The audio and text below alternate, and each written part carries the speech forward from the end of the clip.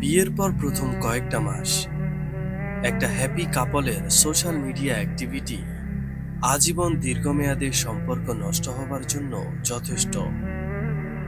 Timeline আর স্টোরিতে সুখী মুহূর্তের ছবি, জোড়া কাপ জোড়া হাত, একসঙ্গে ঘুরে বেড়ানো কিংবা রান্নার প্রশংসা, এসবই উঠে আসে সোশ্যাল মিডিয়ায়।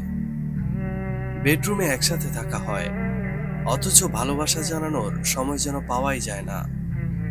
টাইমলাইনে যেয়ে কিংবা আইডি ট্যাগ করে আমি তোমাকে ভালোবাসি পোস্ট করা লাগে।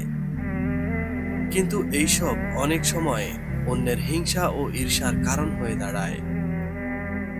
যারা নিজেরা অসুখী বা এই প্রত্যাশিত জীবনটা যারা পাননি, তারা সেই সুখী দম্পতিকে দেখে দীর্ঘশ্বাস ফেলে।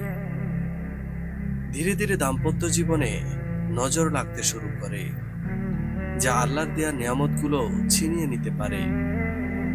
এরপর শুরু হয় কারণে অকারণে কলহ আর ভুল বোঝাবুঝি, যা সম্পর্কের ভিত দুর্বল করে দেয়।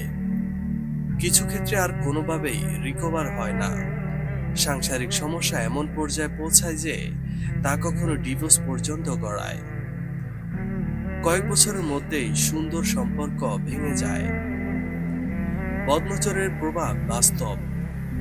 বদনজর এমন এক বিষয় যা একটি উটকে রান্না করা মাংসে পরিণত করারও ক্ষমতা রাখে।